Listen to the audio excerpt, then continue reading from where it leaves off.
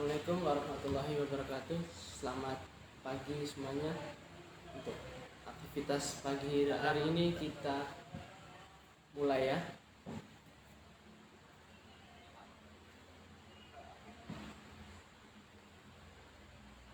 Jadi berdiri saya di sini untuk menerangkan beberapa persoalan tentang adab dan budaya di pesantren. Jadi tentang adab dan budaya di pesantren. Jadi kriteria yang ada di dalam pesantren itu ada menjadi dua. Yang pertama adab dan budaya. Jadi yang dimaksud dengan adab dan budaya yang pertama itu etika kita cara bertemu dengan seorang guru, etika kita bertemu dengan kepada teman, dan selanjutnya ketika kita cara membawa kita sebuah ilmu. Jadi gimana cara kita untuk memegang sebuah buku, itu yang dimaksud dengan adab serta membudayakannya. Ketika yang ada yang budaya, cara untuk yang pertama untuk berpakaian, cara kita berpakaian, entah itu untuk sebuah menutup aurat kita masing-masing, apa yang bisa dibuat tentang cara gimana sebaiknya kita untuk yang ada di pesantren. Yang kedua, tata etika ketika memasuk masjid. Karena masjid itu adalah rumah Allah. Cara kita untuk masuk dengan melewat kaki kanan atau kaki kiri. Ketika masuk masjid kita mengucapkan doa. Ketika di masjid tata cara kita untuk apakah sebaiknya kita untuk berteriak-teriak di masjid, apa kita untuk bernyanyi, apapun sedemikian rupa kita bisa untuk menunjukkan kepada Allah. Yang selanjutnya kebudayaan tentang olahraga. Pasti semua adik-adik semua udah menyantumkan apa hobi yang kalian cantumkan tadi pagi, apa yang cita-cita kalian yang ingin ucapkan tadi pagi, yang kalian utarakan, yang kalian sudah memperkenalkan biodata kalian masing-masing. Jadi kami di sini ada untuk memperbudayakan tentang olahraga yang kalian idam-idamkan, yaitu main futsal. Jadi setiap sore bisa kalian kembangkan skill kalian di pihak di sini. Kalian mau ingin membagi ilmu tentang skill kalian yang udah dapatkan di daerah kalian masing-masing untuk membagi rata, untuk bekerja sama dengan teman-teman kalian yang udah ada berada di Indonesia di sini. Itu yang selanjutnya untuk pelajaran yang ada di supaya untuk mempelajarkan sorenya. Jadi semua di sini ketika bukan hanya untuk di bidang ekstrakurikuler. Jika kalian lemah di dalam pelajaran, jika kalian lemah dalam hal untuk pelajaran, kalian pasti ada unggul di tentang ekstrakurikuler. Jadi kalau kalian merasa nggak bisa ketika belajar, kembangkan bakat kalian di ekstrakurikuler kalian. Jika kalian orangnya bermalas-malasan seperti malas olahraga, enaknya di kamar, tapi kalian mempunyai hobi, mempunyai bakat yang terpendam, yaitu untuk suka membaca, kalian suka gampang untuk menghafal, kembangin bakat kalian ketika di mata pelajaran tersebut.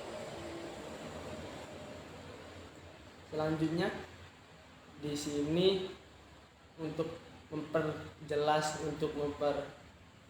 kalian untuk apa yang disebut dengan sekolah, apa yang berhadapan tentang adab dan ketika yang ada di pesantren, budaya pun juga sedemikian yang ada di pesantren. Dan di sini kita akan membahas bersama. Sebelum kita masuk untuk pembahasan selanjutnya, ada yang mau ingin dipertanyakan dari pihak kalian? Entah tuh mau kebingung, kok apa tujuan? Bingung juga tujuan kenapa saya ingin masuk ke pondok. Apa kalian memang karena keterpaksaan dari orang tua akhirnya udah ngikut kemauan orang tua, sedangkan ketika kalian terpaksa dari orang tua, ketika kalian udah masuk ke pesantren di sini kalian nggak dapat apa-apa yang kalian inginkan. Jika mau ingin bertanya, maka dipersilakan waktu untuk bertanya.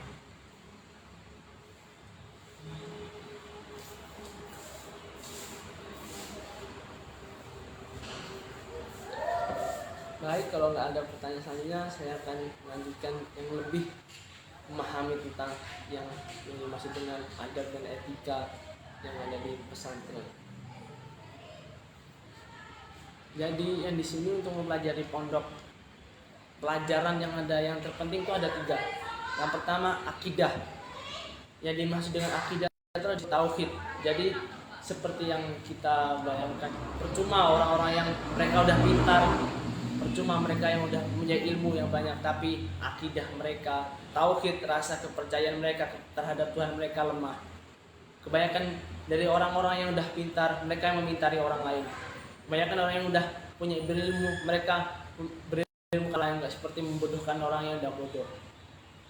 Itu yang pertama, yang penting itu akidah, yang atau yang disebut dengan tauhid. Untuk penamaan diri kalian, ketika kalian udah mempunyai ilmu yang tepat, ilmu yang sekiranya baik, maka sebarkanlah apa yang kalian dapatkan, ilmu pada yang udah kalian dapatkan pada hari ini. Yang kedua, syariah atau disebut fikih. Yang dimaksud dengan syariah, jadi kalian udah mengetahui tentang syariah fikih. Jadi apa yang disebut dengan fikih? Fikih ini yang dimaksud dalam fikih, jadi kita mengetahui cara bagaimana kita untuk masuk masjid seperti biasa tadi. Kita ada niat fikih, kok dapat niat tuh dari mana Pak? Kok dapat niat? Makanya itu semua terkumpul dalam ilmu fikih. Jadi semua ilmu fikih membahas tentang ketika kita tata cara berdoa kita sehari-hari, itu semua udah terkupas dalam buku fikih. Jadi bukan nanya kok dapat ilmu doa sebelum makan, kalian dapat ilmu doa ketika berpakaian, ketika kalian makan, ketika kalian minum, ketika kalian masuk kamar mandi, ketika kalian ke masjid. Dapat ilmu itu dari mana Pak? Ini yang disebut dengan ilmu fikih. Jadi dalam buku fikih semuanya mengupas tentang etika, adab, cara berbagi bagaimana dan sebagainya. Itu kalian bakal mengetahui tentang syariah dalam ilmu fikih. Yang ketiga, tasawuf. Jadi bahasa tasawuf di sini seperti akhlak. Kan pun sebagian kalau ada yang tahu apa yang dibedakan, apa yang dimaksud perbedaan dari akhlak dan akidah. Kalau kalian tahu, kalian pasti mengetahui, oh kalau akhlak seperti ini, kalau dengan akidah seperti itu. Jika kalian belum mengetahui, maka saya jelaskan seperti ini. Yang membedakan antara akhlak dan akidah, akhlak itu terdapat dari perihal kalian masing-masing. Ya, perihal masing-masing. Seperti akhlak kalian bermain bersama teman-teman. Setelah itu ada guru lewat kalian, guru pelajaran kalian, guru yang di sekolah kalian lewat. Apa yang kalian lakukan? Apakah kalian mementingkan akhlak atau akidah? Ketika akidah, itu cuma hanya sekedar menunduk, cuma hanya pergerakan, cuma sekedar bergerak. Ketika di sekolah diajarkan, nanti ketika kalian ada guru, kalian nunduk ya. Nanti ketika kalian ada Pak Ustadz lewat, nanti ada ketika kiai lewat, kalian nunduk ya. Kalian pasti cuma sekedar menunduk tanpa ada pergerakan dari hati. Kalau akhlak itu secara tidak langsung, secara spontan. Jadi yang dimaksudkan refleks. Ketika kalian refleks, pasti kalian secara tidak langsung kalian bakal nunduk dengan sendirinya, karena bukan keterpaksaan dari hati. Itu yang dimaksud dengan membedakan antara akidah dan akhlak. Setelah itu yang pelajaran yang lengkap. Jadi ketika kalian sekolah, di Indonesia sama nggak ya sama orang yang di luar negeri pelajaran. Jadi yang semua mata pelajaran yang di sini kita untuk masuk dengan umum. Yang misal contohnya ini pelajaran agama Islam secara menyeluruh. Jadi pelajaran ini ya kita yang membahas tentang lingkup-lingkup keadaan Islam. Jadi kalau kita semua kan berumat agama Islam, jadi kita tahu ya seperti apa Republik Islam, seperti apa Komunis Islam, seperti apa menyangkut semua republik yang ada di Indonesia tentang Islam, dan gimana caranya kalian ketika di negara kalian, gimana cara Islam menyampaikan. Semua itu sudah terkupas dalam yang tentang ilmu agama Islam. Yang kedua, ilmu pengetahuan umum atau teknologi. Jadi kalian bukan cuma sekedar mengetahui tentang hak-hak asasi Islam doang, bukan sekedar tentang rukun Islam ada 5, rukun iman ada 6, bukannya sekedar itu. Jadi ketika kalian sudah memahami semua tentang agama Islam, kalian bakal mengetahui tentang juga teknologi. Sepertinya zaman sekarang yang ada sekarang kalian tahu. Jadi di apapun itu, semua apapun itu pasti kalian membutuhkan teknologi. Jadi tentang kayak ilmu pengetahuan alam. Jadi semua itu tercakup dengan Al-Quran. Jadi ketika kalian, kenapa kok bumi itu berputar? Pasti semua itu tercakup dengan ilmu agama yang tertera dalam ilmu. Kayak teknologi.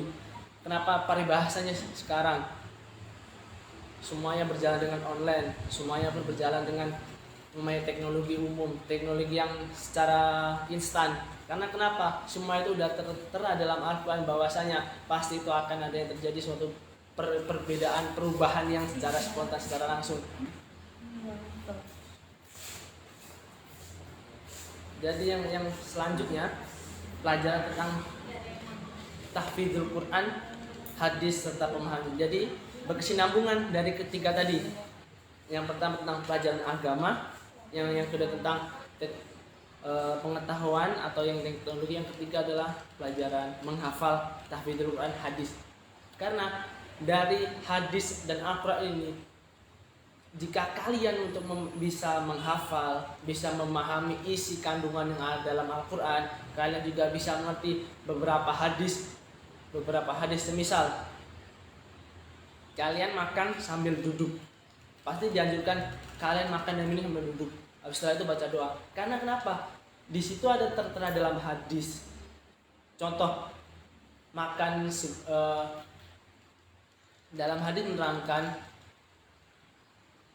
la tasruban ahadukum qa'iman kama nasya falyastaqi.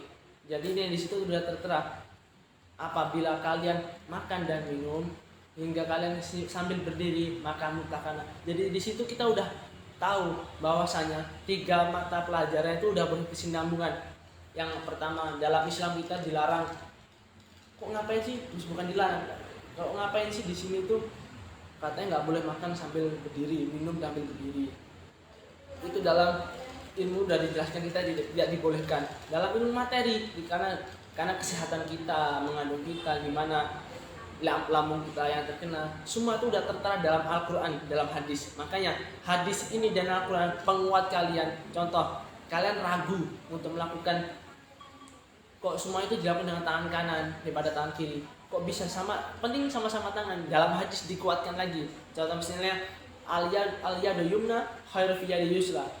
Jadi tangan kanan itu lebih baik daripada tangan kiri. Jadi seperti itu yang untuk menerangkan tiga tadi pelajaran yang buat yang ada di pondok di sini. Jadi kalian ingin melakukan sesuatu tapi kalian ragu, coba kalian tanyakan pada guru-guru yang udah berpengalaman, kalian tanyakan guru-guru yang udah sekiranya mempunyai ilmu yang sudah cukup, kalian tanyakan apakah benar seperti itu, apa sebenarnya, dan apa dalil dalam Al-Quran dan apa hadisnya yang ada dalam Al-Quran.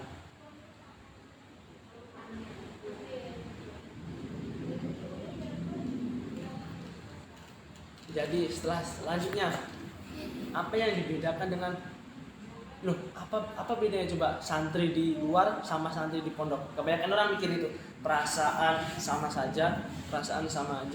Kalau yang di sekolah umum juga kayak gini, ketika di pondok kita mempunyai prinsip, kita mempunyai 5 prinsip yang ketika kita udah masuk ke pesantren. Yang pertama, mempunyai keseimbangan ilmu beserta ilmu agama. Mempunyai antara ilmu apa? Ilmu pengetahuan dan agama. Jadi kita di sini bukan cuma sekedar ilmu umum, ilmu pengetahuan, tapi kita juga diimbangi dengan ilmu agama. Jadi semisal kalian udah memahami tadi yang sebelumnya saya utarakan, kalian ilmu umum, kalian mengetahui IPA contohnya. Kenapa kok ada hujan, dan hujan kenapa kok mereka turunnya berbarengan? Karena udah ada dalam kitab Al-Quran yang tentang kalau kita mau mempelajari ilmu agama mengetahui, karena wa nazzalallahu Qur'anan minas sama'i midraran. Semua itu yang Allah turunkan dalam apa? Dalam hadis, dalam hujan. Semua itu udah dengan kadarnya masing-masing. Jadi kalau kalian mengetahui dan tadi yang ada 3 pelajaran, kalian juga mengetahui umum, kalian juga mengetahui pelajaran teknologi juga, kalian juga mengetahui bisa memahami Quran dan hadis seperti tadi, kalian bakal tahu nantinya. Oh iya, ketika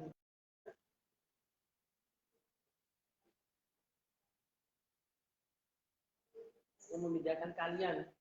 Loh, apa bedanya lagu juga? Oh ya oke lah, Pak, dapat ini. Oke lah, kita mengetahui tentang. Jadi yang kedua kita tetap mendisiplinkan diri. Jadi yang membedakan kalian tuh kenapa langsung dibawa ke Indonesia jauh-jauh kali dari negara tetangga kalian buat di sini? Karena kami sudah bertanggung jawab atas keselamatan kalian, karena kami sudah semuanya dengan kalian, dengan orang. Jadi keselamatan kalian kami tanggung semuanya sampai di pondok ini hingga kalian lulus nanti ya. Jadi yang membedakan dari sini kalian tetap stay di pondok sini. Jadi di bilang stay itu kalian tetap menginap. Jadi bukan asal menginap tuh kayak di kos-kosan, bukan. Jadi kalian bermigrasi di sini. Jadi yang kalian dari Malaysia pindah sini, bukan, kalau bahasa anak-anak santri itu namanya penjara suci. Kalau kalian mengerti, teman-teman yang udah pernah ke pesantren pasti pernah dengar namanya penjara suci. Jadi walaupun yang dengan kriminal kayak penjara tuh kriminal kedengarannya, tapi enggak, di sini emang ya kita emang mau nggak mau harus mau. Karena apa? Kita harus terpaksa nanti bakal terbiasa. Ingat itu.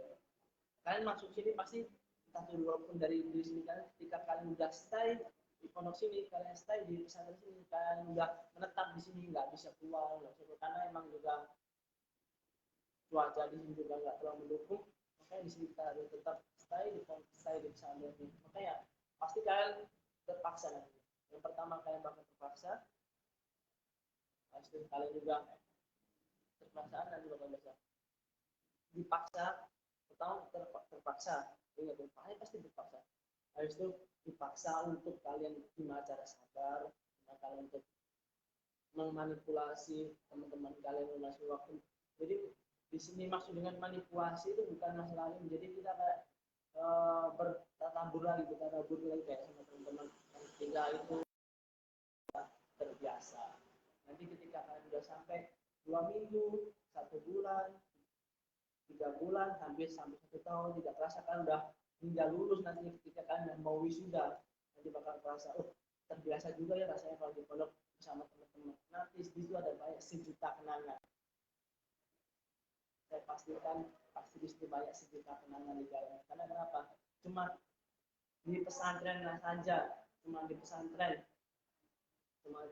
pesantren yang ingin berkomunikasi dengan teman face to face, bukan cuma lihat media sosial. Karena kalian juga pasti bertemu teman yang dari Merauke, teman dari Papua, teman dari Jakarta, apalagi kalian yang dari negara, kalian dari luar negeri bergabung dengan kami, pasti kalian akan bertukar cerita. Saya pastikan kalian bakal bertukar cerita. Nanti entah, saya ketika di Malaysia seperti ini, nanti dari teman Indonesia, kalau di Indonesia seperti ini. Jadi kalian bakal mendapatkan tambahan ilmu, walaupun bukan cuma sekedar pelajaran umum, bukan sekedar aturan, tapi kalian dapat solidaritas, sosialitas.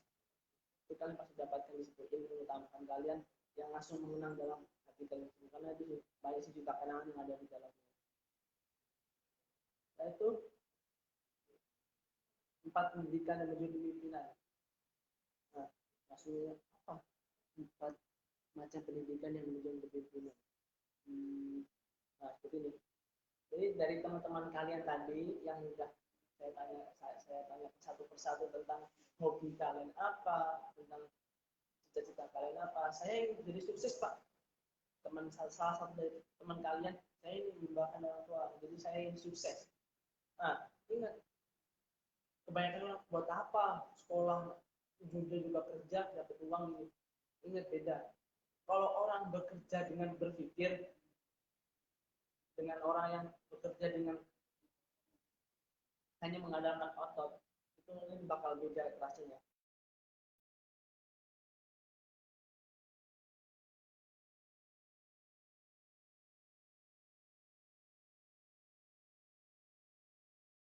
Pikiran, mereka cuma hanya mengandalkan ilmu tanpa ada gerakan sedikit pun mereka dapat uang.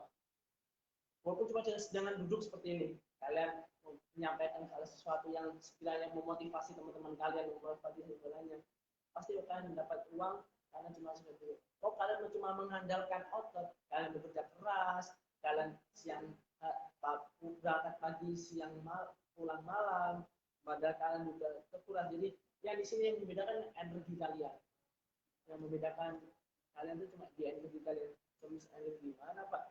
Ini tadi kalian cuma mengandalkan akal pikir, kalian bisa duduk santai tanpa capek, kalian mendapatkan gaji. Dibandingkan kalian bekerja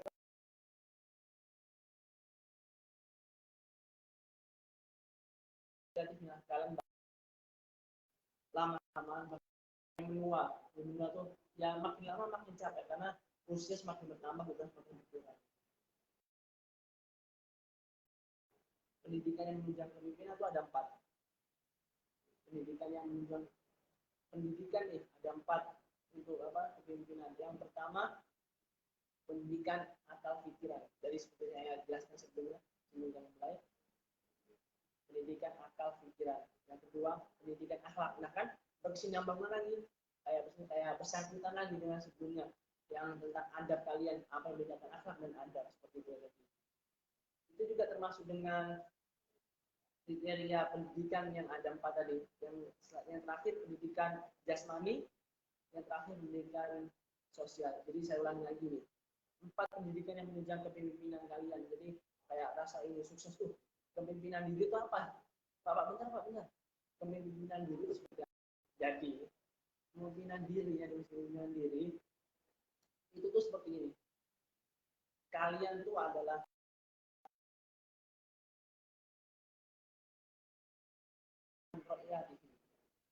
kalian tuh adalah pemimpin. Lihat tuh Nabi Muhammad. Lihat Nabi Muhammad. Panutan kita. Beliau tuh asli ya. Dari beliau pun saya juga mengetahui seperti ini. Kullukum ra'in wa kullukum mas'ulun an ra'iyati. Jadi di sini kalian pimpin dan siap dipimpin. Jadi apa ya contoh kecil kalian siap bisa memimpin. Apa Pak yang maksudnya siap dipimpin dan siap dipimpin? Jadi kalau kalian siap dipimpin, ketika kalian ada di bawahan dan kalian punya atasan atau kalian punya kepala sekolah dan sekarang kalian masih murid, jadi gimana kalian harus siap taat dengan kepala sekolahnya. Dan sebaliknya ketika kalian udah siap memimpin, ketika kalian udah jadi kepala sekolah, kalian jadi dokter, kalian jadi pilot, kalian jadi pelatih, nanti kalian bakal siap memimpin bawahan kalian. Jadi yang dimaksud bawahan kayak apa yang kalian pimpin. Saya sampaikan tadi yang sebelumnya kayak kalian bertukar cerita dengan teman-teman kalian, nanti kan namanya pendidikan sosial. Maka ya di sini semua udah ditarakan berkesinambungan semuanya. Jadi kayak contoh kalian jadi bercengkrama satu sama lain dengan teman-teman kalian, kalian mendapat walaupun bukan sekedar ilmu yang ada di pelajaran umum, bukan sekedar ilmu yang ada di pelajaran agama, tapi ilmu sosial pun kalian dapat. Entah tuh kalian pernah bertukar pikiran tentang sejarah kalian seperti apa, entah tuh kalian ingin sukses ini bareng, kita berjalan bersama seperti itu. Kalian bisa mengetahui tentang contoh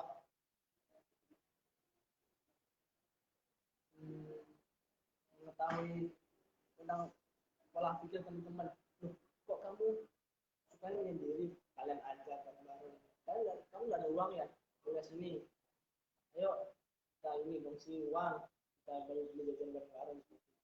Dan seperti itu. Jadi semua yang saya bicarakan yang ada 4 tadi itu berkesinambungan dari sebelum-sebelum. Jadi kalau kalian merasa khawatir, nggak usah khawatir, kenapa? Semua ini pasti berkesinambungan dengan ilmu. Yang saya sampaikan tadi sebelumnya, kalau kalian mengerti tadi apa yang insya Allah kalau kalian mendengar apa yang saya bicarakan tadi dari hingga sekarang, mungkin kalian bakal paham. Oh iya ya, benarnya di belakang tadi berkesinambungan, kalian bisa sekolah, kalian dapat ilmu agama atau umum atau pengetahuan umum, harus kalian dapat dan selanjutnya.